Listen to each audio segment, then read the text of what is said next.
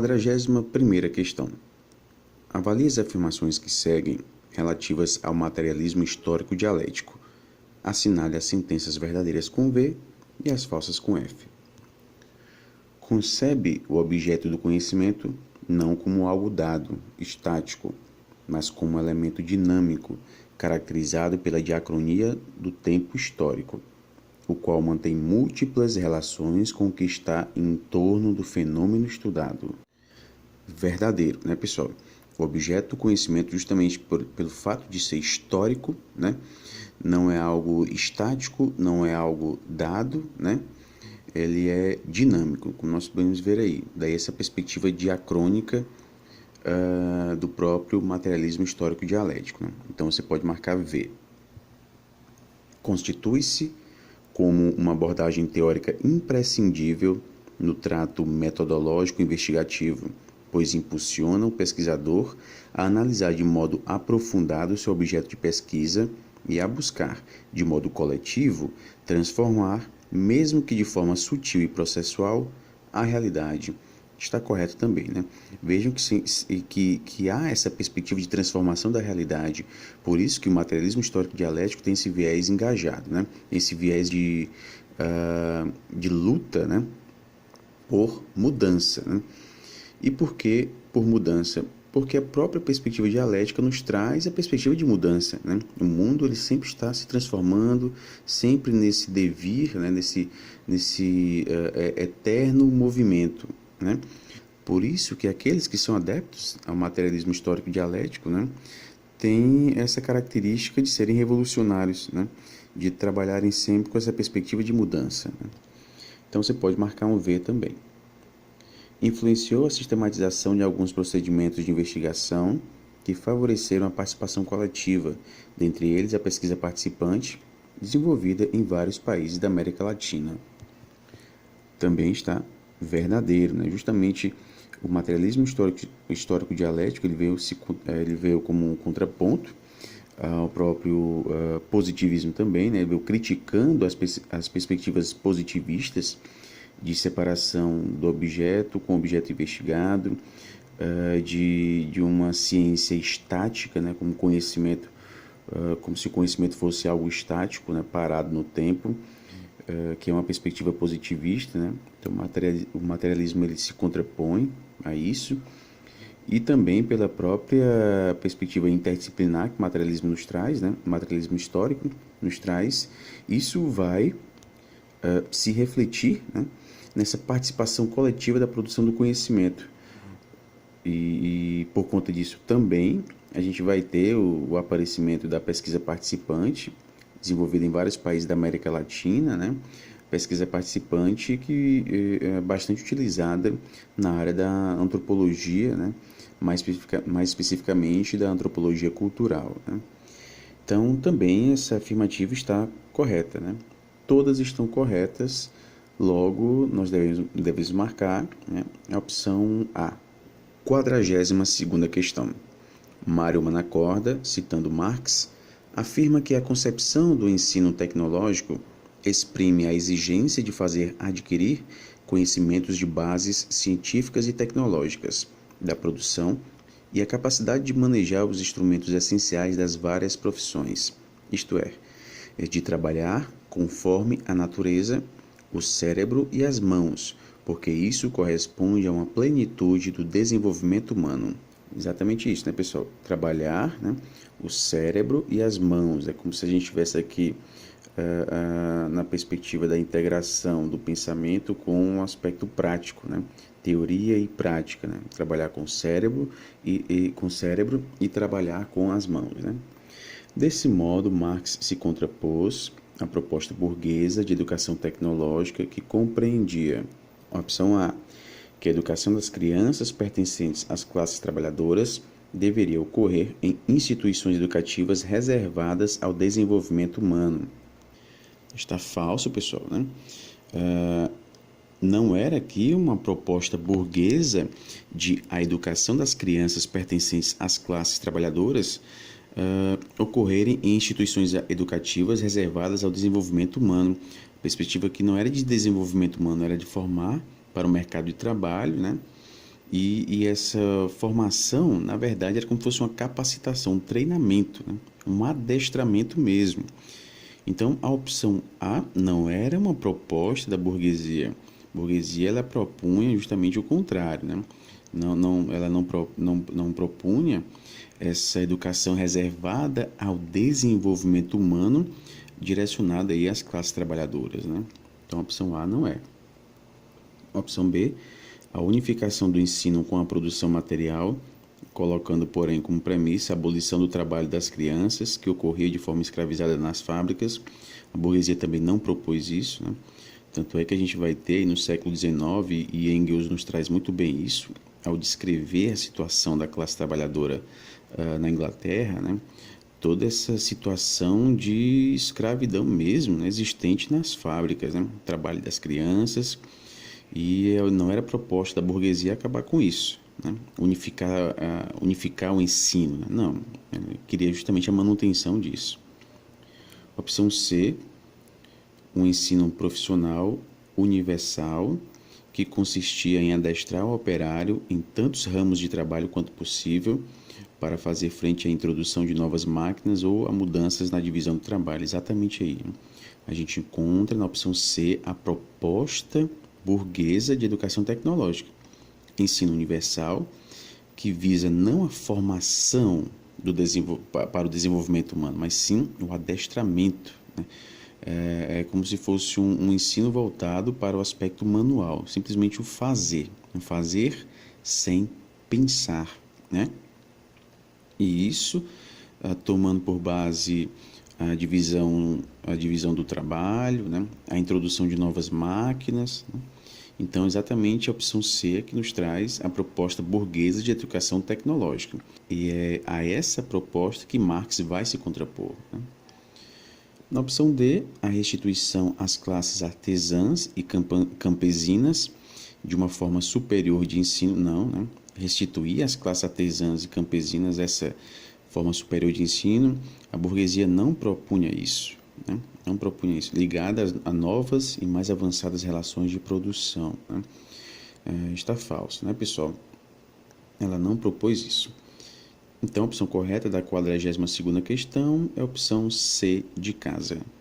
43ª questão. Ao discorrer sobre as diretrizes para um currículo que integre educação profissional com formação geral, Marise Ramos indica alguns elementos para esta organização e desenvolvimento. Relacione os itens com as suas características e relevâncias apontadas pela autora, né? Então, nós não temos aqui nenhuma afirmativa falsa, né? Trata-se apenas de a gente relacionar adequadamente, né, os itens com as suas características. Vamos primeiramente às características, né? A gente faz a leitura das características e sinaliza depois o item, né? Vamos lá. Uma formação coesa entre formação profissional e geral exige um esforço interdisciplinar em que também os professores de formação geral pensem na sua atuação na formação profissional em sua perspectiva de parte, totalidade e de historicidade. Nós temos aqui uma referência a esse esforço interdisciplinar, né? Ou seja, a perspectiva de integração aqui dos campos científicos, das disciplinas, e esse esforço interdisciplinar, né, contribuiria para essa formação coesa entre formação profissional e formação geral, né? Nós temos aqui uma referência feita à organização curricular. Então, você pode marcar aí o 2. Conhecimentos que se operam fora dos processos formais e sua verificação deve desenvolver metodologias não limitadas a habilidades de realização de tarefas, mas ligadas a conteúdos teóricos e práticos com legitimidade, confiabilidade, validade e credibilidade, perspectiva de continuidade. Nós temos aqui justamente esse reconhecimento de saberes, né? Os saberes que o jovem, né, o indivíduo traz, um saber que ele adquiriu fora do espaço formal de ensino, ele pode sim ser considerado pela escola, né? A escola que vai avaliar, né, vai fazer um diagnóstico e vai certificar, né? Indicando que esses conteúdos eles podem ser considerados, né, para a formação deste indivíduo. Por isso que nós temos aí conhecimentos que se operam fora dos processos formais, né? Conhecimento que vem de fora da escola. E como nós podemos ver aí, né, a verificação desses conhecimentos, que é feita pela escola, né,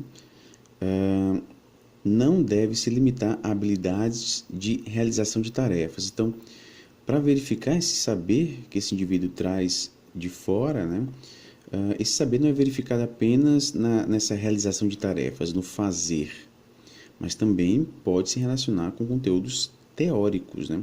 Ele pode trazer um saber, né, que não se refere ou não se limita a um fazer prático, né?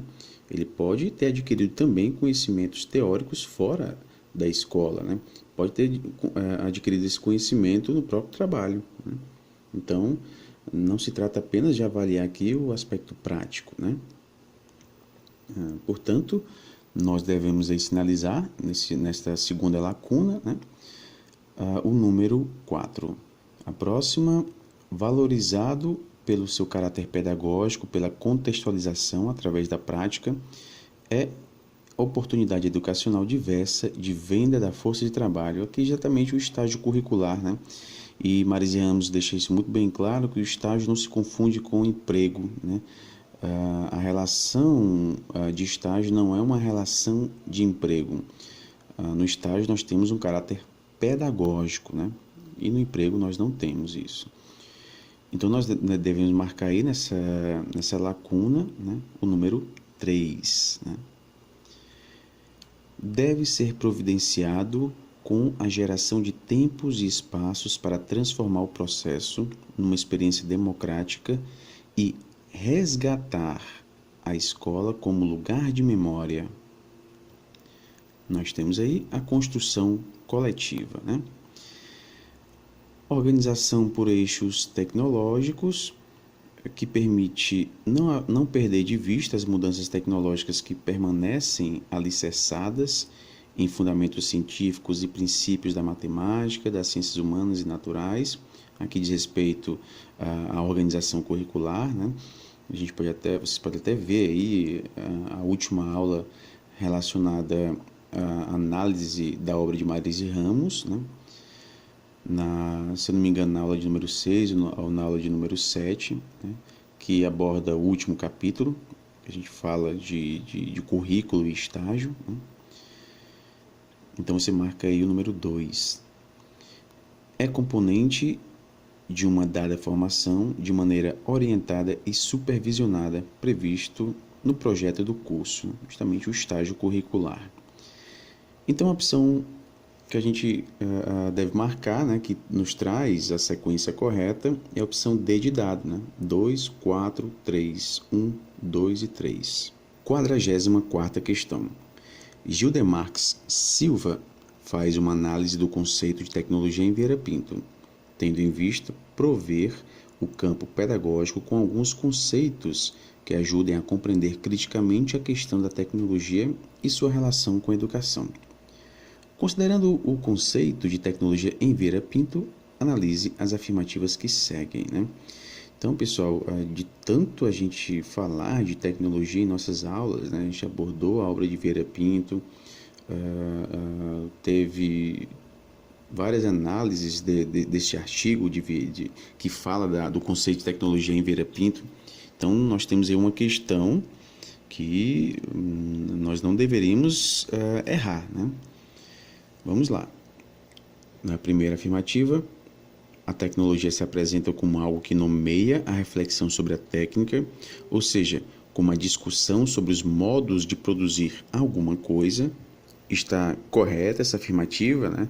Veja aí que quem elaborou essa questão buscou parafrasear, né, o que tanto Gildemarques nos traz como o próprio Vieira, né, utilizando outras palavras para dizer a mesma coisa, né? Então nós temos a tecnologia se apresenta como algo que nomeia a reflexão sobre a técnica. A reflexão sobre a técnica, o estudo sobre a técnica, né, diz respeito justamente a tecnologia, né? Então, esse algo que nomeia a reflexão sobre a técnica é a tecnologia, né? Então, a tecnologia se debruça sobre o estudo da técnica, né? Ou seja, a discussão sobre os modos de produzir alguma coisa. Exatamente isso, né, pessoal? Os modos de produzir alguma coisa diz respeito exatamente à técnica, né? A técnica em Vieira Pinto, né, ela é vista como em seu aspecto adjetivado, o modo, né? O modo de produzir alguma coisa diz respeito à técnica. Obviamente, ele vai nos trazer que algumas compreensões equivocadas, né, vão abordar a técnica partindo de outros conceitos, né, de forma equivocada. Mas ele vai defender que a técnica deve ser vista em seu modo adjetivado, né? A técnica como um modo, né? E o que vai estudar a técnica, né? Aquilo que vai se debruçar, né, nesse estudo sobre a técnica é exatamente a tecnologia. Portanto, a afirmativa 1, ela está verdadeira. Afirmativa 2, a tecnologia é equivalente com a técnica? Não, já está falsa, ela não é equivalente com a técnica, são conceitos diferentes, né? Pois trata-se de uma linguagem do cotidiano, provocando julgamento de problemas sociológicos e filosóficos, não é esse conceito de tecnologia que Vieira nos traz, né? Afirmativa 3.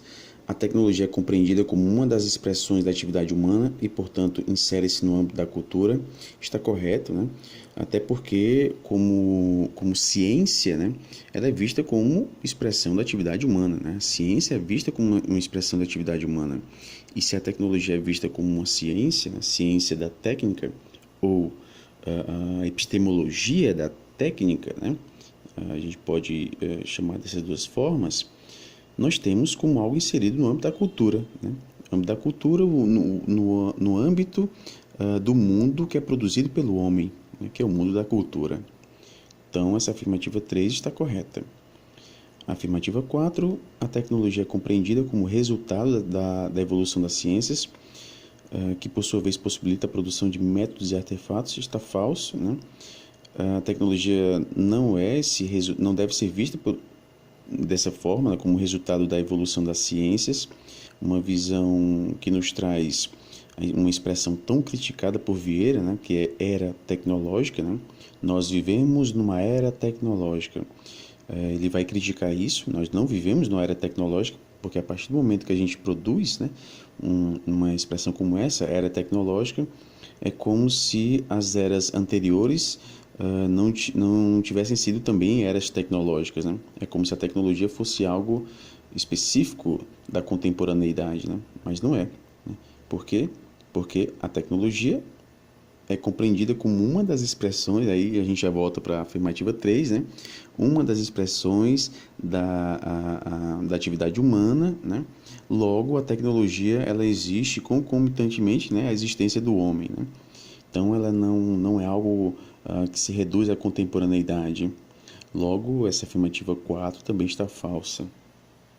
A afirmativa 5, a tecnologia se refere a um estudo sistemático sobre as técnicas, processos e métodos que melhor se aplicam aos modos de produção automatizados.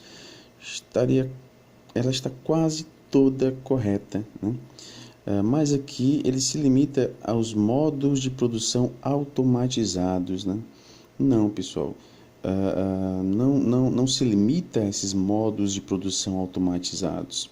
A tecnologia é o estudo sistemático sobre as técnicas, processos, métodos, e fica aí, né? Mas a afirmativa 5 ela continua, e é justamente nessa continuidade que nós temos as informações falsas, né? Que melhor se aplicam os modos de produção automatizados. Não. Até porque, a partir do momento que você considera essa afirmativa como sendo verdadeira, você está restringindo a tecnologia, né, à contemporaneidade, né? Essas produções automatizadas, né? Então, essa afirmativa 5 está falsa. Então, vendo aqui as opções que estão corretas, né? As opções 1 e 3, né? Portanto, a opção correta é a opção A. 45ª questão. Basil Bernstein apresenta o conhecimento oriundo da convergência do discurso intelectual, das disciplinas das ciências sociais e psicológicas, recontextualizado nas práticas e contextos pedagógicos. Para isso, compara os modelos de competência com os modelos de desempenho. Após discorrer sobre as características de cada um, informa que o modelo de competência possui 3 focos. Um deles foi criado pelo brasileiro Paulo Freire. Em qual destas alternativas encontra-se a descrição de uma das variações do modo de competência aderente às propostas de Paulo Freire? Opção A. O autor chama de modo de discurso regrado. Neste modo, os adquirentes não detêm o controle sobre a seleção, sequência ou ritmo do conhecimento. Possui classificação forte do discurso, baseado em notas e estratificação, de acordo com as diferenças entre os indivíduos. Está falso, pessoal, porque não é essa a proposta de Paulo Freire, de estratificação, de não controle do indivíduo, né? E a própria rigidez nessa avaliação baseada em notas, né? Isso não diz respeito, né, à proposta freiriana, né? Opção B, o autor chama de modo libertador. A base desse modo é menos dependente dos atributos pessoais dos indivíduos, há uma subjetivação do desempenho, valorizando os elementos singulares e suscetível ao controle social. Também está falso. A perspectiva aqui, pessoal, é de uma emancipação frente a este controle social, né? E a valorização aqui, ela se dá no caráter mais social, né? Portanto, a gente não deveria marcar essa opção B. Na opção C, nós temos o autor chama de modo liberal social, ligado aos anseios de uma nova classe média em ascensão. Está falso, porque essa nova classe média em ascensão não trazia os mesmos interesses que são característicos, né, desta educação proposta por Paulo Freire, né, uma educação libertadora, né? Então já não é a C, né? E continua, é um modo que foca dentro do indivíduo para que os procedimentos identifiquem o que ele tem de diferente dos demais. A perspectiva aqui não é de diferenciação, não é de estratificação, né? Isso em Paulo Freire, então a C está falsa. Na opção D, o autor chama de modo radical, enfoca as oportunidades interclasses, grupos, né? Então nós temos aqui agora a perspectiva social, né? Interclasses, grupos, materiais e simbólicas para atenuar seu posicionamento objetivo e dominante.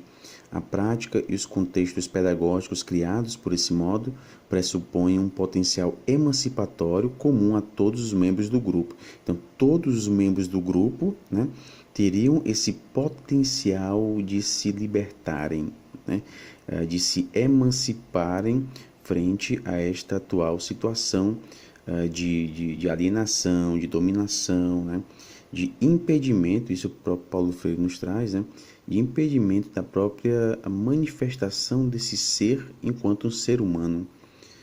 Essa atual situação de alienação, de dominação, né, impossibilita este ser humano de ser um ser humano, né? É como se a gente tivesse um processo de desumanização. A partir do momento que eu limito, né, que eu tiro essa característica de um indivíduo enquanto um indivíduo criador do mundo, né, é como se eu tirasse algo que é da essência dele, né, que é da essência dele. Então, se eu tiro algo que é da essência dele, é como se eu estivesse desumanizando este homem. Então, a opção que nós encontramos aí é a opção D, né, que diz respeito às propostas de Paulo Freire, né, isso na visão de Basil Bernstein, tá ok? Então a opção correta da 45ª é a opção D de dado.